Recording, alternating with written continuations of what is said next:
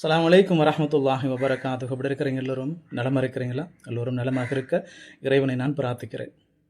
இன்றைய தினம் பள்ளிவாசலில் விசேடமான ஒரு பயான் நிகழ்வு, அந்நிகழ்வில் கலந்து கொள்ளக்கூடிய சந்தர்ப்பம் எனக்கும் கிடைத்தது.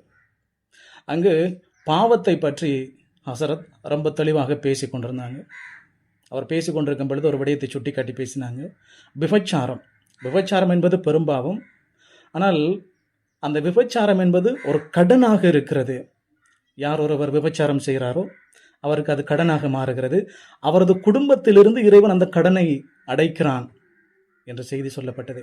இமாம் ஷாஃபி ரஹ்மத்துல்லாஹ் அந்த செய்தியை சொன்னதாக இமாம் எங்களுக்கு தெளிவூட்டி கொண்டிருந்தார். எனவே நாங்கள் சொல்லுவோம் இல்லையா, எண்ணம் போல தான் வாழ்க்கை, எண்ணம் தான் வாழ்க்கை, எதை விதைக்கிறோமோ அதை நாங்கள் அறுவடை செய்வோம் என்று நாங்கள் பொதுவாக பேசி கொண்டிருக்கிறது வழக்கம். அதுபோல தான் எங்கள் விபச்சாரம் கூட அதுபோல தான். நாங்கள் யாரோ ஒருத்தங்க கூட விபச்சாரம் செய்யும் பொழுது அது அவங்களுக்கு அநியாயம் செய்கிறோம், இறைவனிடம் பாவத்துக்குண்டான காரியத்தை செய்கிறோம். ஆனால் நாங்கள் விபச்சாரம் செய்ததுக்குண்டான கடன் குடும்பத்திலிருந்து அந்த கடன் தீர்க்கப்படுகிறதாம். ஆழமாக சிந்திக்க வேண்டிய ஒரு விடயம் இல்லையா?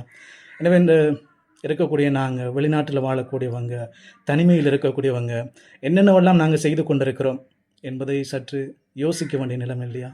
விபச்சாரம் என்பது ஆணும் பெண்ணும் உடல் உறவு கொள்வது மட்டும்தான் விபச்சாரம் என்று கேட்டால் நிச்சயமாக கிடையாது.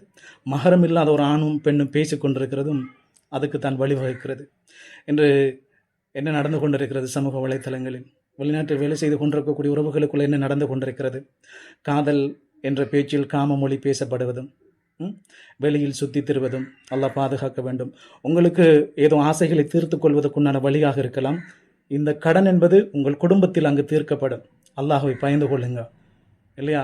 எங்களோட குடும்பத்திலிருந்து, எங்களோட வீட்டிலிருந்து யார் ஒருத்தர் விபச்சாரம் செய்தால், யாரோட ஆணோடும் அல்லது ஒரு பெண்ணோடும் பேசுறது, பழகிறது, புகைப்படங்கள் பரிமாறுவது, இதையெல்லாம் எங்களுக்கு தெரியமாட்டா, எங்களுக்கு தெரிஞ்சு கொண்டா நாங்கள் எவ்வளவு கோபப்படுவோம். அந்த வாழ்க்கையிலிருந்து விலகிறதுக்கு முயற்சி செய்வோம் இல்லையா? ஆனால் இதுபோல தான் நாங்கள் விபச்சாரத்தில் ஈடுபடும் பொழுது அந்த குடும்பத்துக்கும் அந்த நிலைமை தான் உருவாகும். எனவே ரொம்ப அவதானமாக இருக்க வேண்டும்.